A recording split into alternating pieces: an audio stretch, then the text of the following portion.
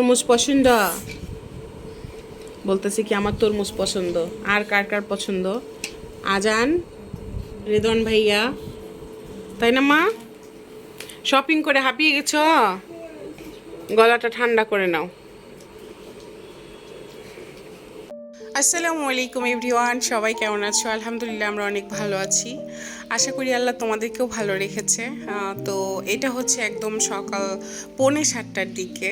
একটা মানে মেহমান এইভাবে চলে যাওয়া না কেউই মেনে নিতে পারে না, শুধু আমি না, তোমরা হলেও আমার জায়গায় তাই বলতে। রাতে ভাবিরা বলল যে আচ্ছা ঠিক আছে লাঞ্চ করে দেন তারপরে যাবে, অথচ ভাবি সেই সকালবেলা মা আমাকে ফোন করছে প্রায় 6টার দিকে যে বা ওরা না থাকবে না, ওরা গাড়িও আসতে বলেছে, তুমি আসো।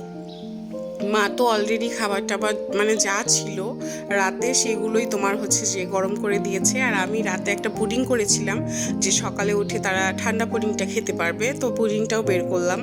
আর আমি তো এখন রীতিমতো ঝগড়া করছিলাম, বুঝছো?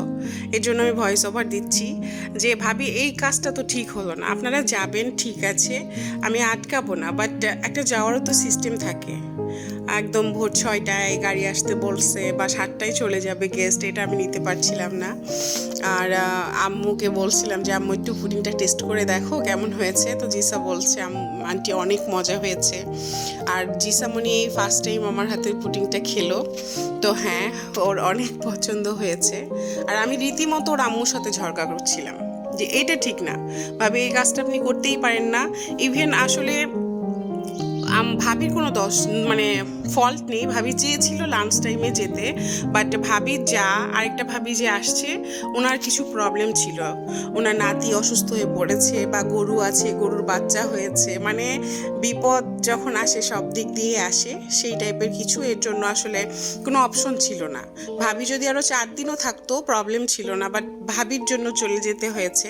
তো এই জিনিসটা আমিও বুঝতেছিলাম যে আচ্ছা ঠিক আছে ইটস ওকে, বাট খারাপ লাগছিল যে এত সকালে এইভাবে কেন। আসলে আমি কষ্ট পেলেও ভাবিও কষ্ট পাচ্ছিল, বারবার বলছিল যে বা আমার কিছুই করার নাই। আর আমারও খারাপ লাগছিল আসলে 2 দিনের সময় নিয়ে এইভাবে এসে। আর এর আগের ব্লগেও তোমরা যারা দেখেছো তারা বুঝতে পারবে যে আমি একদিনে 4টা মেহমান বাসায় নিয়ে গিয়েছি, বা একদিনে আমার বাচ্চা অসুস্থ থাকা সত্ত্বেও তাদের সঙ্গে এতগুলা শপিং করা হয়েছে, মানে একদম হ্যাট্রিক একটা ডে গেছে। আর ভাবি একটু আরাম করতে পারলো না, বা আমাদের আগে আরও কত প্ল্যান ছিল সেগুলো কমপ্লিট করতে পাইনি, তো আমার খুবই খারাপ লাগছিল। মানে বুঝতেছিলাম বাট অবুঝের মতো বিহেভ করছিলাম এই টাইপের কিছু।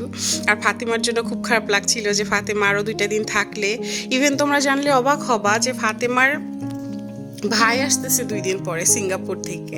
ওরা কিন্তু এখানেই থেকে দেন সাইমকে নিয়ে যেতে পারতো।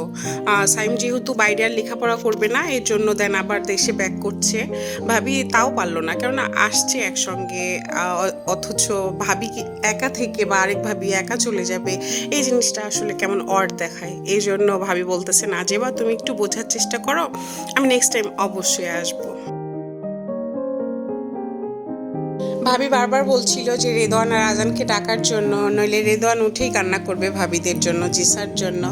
তো আমি বললাম যে না ভাবি, আজানের শরীরটা যেহেতু একটু বেশি খারাপ, ওদেরকে ডাকার দরকার নেই, আমি বুঝিয়ে বলবো, আর নইলে ভিডিও কলে কথা বলিয়ে দিব। তো এই যে ভাবিদের গাড়ি ভাবিদেরকে নিচ পর্যন্ত আগিয়ে দিতে আসছি। জিসামনির মনটা তো আমার চেয়েও বেশি খারাপ, কেননা ও চেয়েছিল আরও কয়েকটা দিন থাকবে, রিল্যাক্সে ঘুরবো ফিরবো, 300 ফিট যাবো, দিয়াবাড়ি যাবো, কোথাও যেতে পারিনি। শুধু দৌড়ের উপরে এইভাবে গেস্টগুলোকে আমি বিদায় দিচ্ছিলাম, আমার খুবই খারাপ লাগছিল। তো যাই হোক, বিদায় যত কষ্টের হোক, বিদায় তো দিতেই হয়।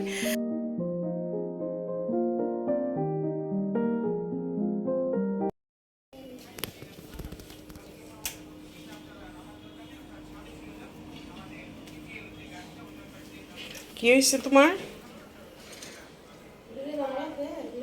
রেদওয়ান? কি হয়েছে? কি হয়েছে তুমি বলবে না আমাকে কি হয়েছে? বলো কি হয়েছে, বলো বলো কি হয়েছে? তো বাবা চলে যেতেছে তো কি, বাবা কি ভালো কাজে যাচ্ছে? তার জন্য কি করা উচিত আমাদের?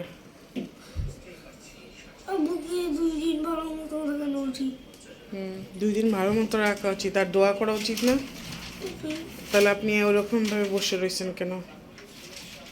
কেন কান্না করছেন কেন আপনি? বাবা কি আসবে না? 10 দিন পরে আসবে। তো 10 দিন পরে আসলে 9 দিন তো আমি আম্মু ছাড়াই বাঁচবো না, মরে যাবো। তো বাবার সাথে যাও। দাও, তোমার ছেলে কি বলে? কান্না করতেছো তোমার জন্য। বাবা ইন্ডিয়া যাচ্ছে 10 দিনের জন্য, বাবাকে ছাড়া তো আমি মরেই যাব।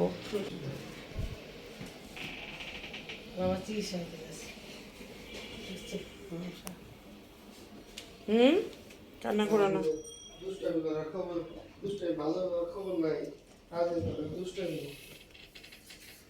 দুষ্টামি করবো না।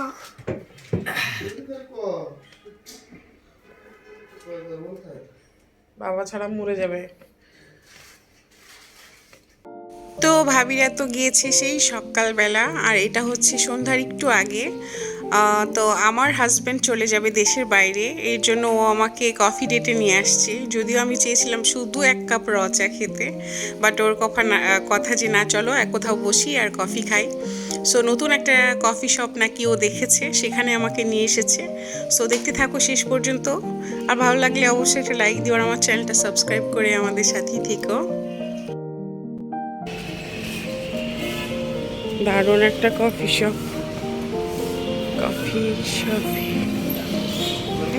Thank you. বসলেই হলো।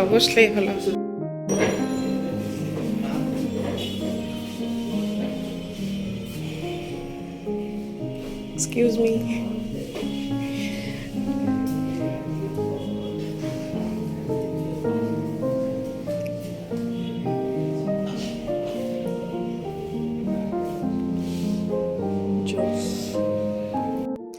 আসলে 2 দিন ধরে ও আমাকে বলছিল চলো বাইরে যাই, আর ভাবিরা ছিল কিভাবে বাইরে যায়, আর এত ব্যস্ত ছিলাম, ইভেন বাচ্চারাও অসুস্থ ছিল, আর ঠিক টাইম মতো তারও যাওয়ার সময় চলে এসেছে।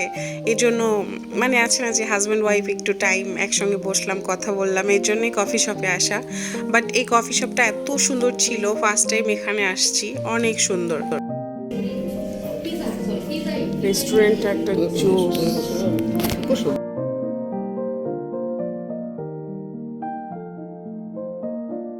বলতেছে না, যেহেতু চলে যাব তোমাকে একটু কফি খাওয়াই দেই। সো আসলে একটা সারপ্রাইজের মতো হয়ে গেল। আর কফি শপটা অনেক দারুণ, সো বিউটিফুল, ড্রয়িংগুলো অনেক জোস।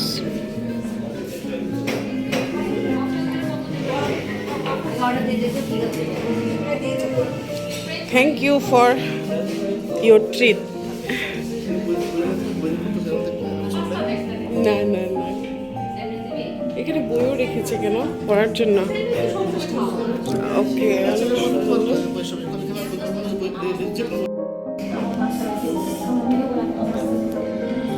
রেস্টুরেন্ট অনেক সুন্দর।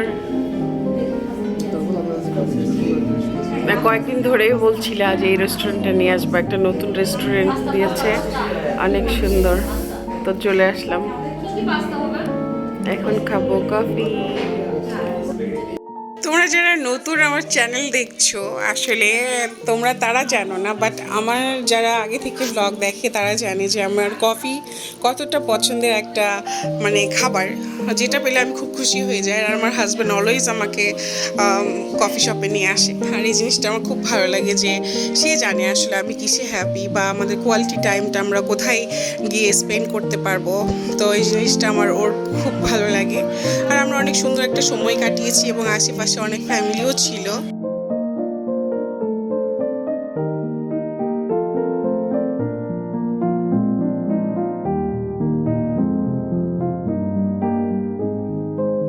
এত কফি শপে গিয়েছি, বাট এই কফি শপটা ফার্স্ট টাইম আমাদের দুইজনেরই এত বেশি পছন্দ হয়েছে।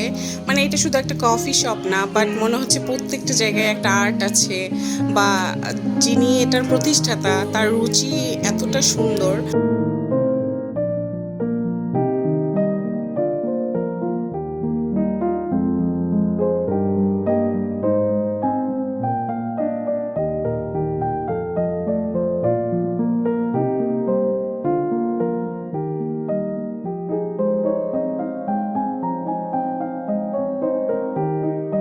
কফি খাওয়া শেষ, এখন যাবো শপিং।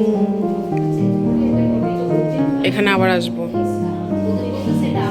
জোস একটা রেস্টুরেন্ট, জোস একটা কফি খেলাম, এখন মুডটা ভালোই গেছে।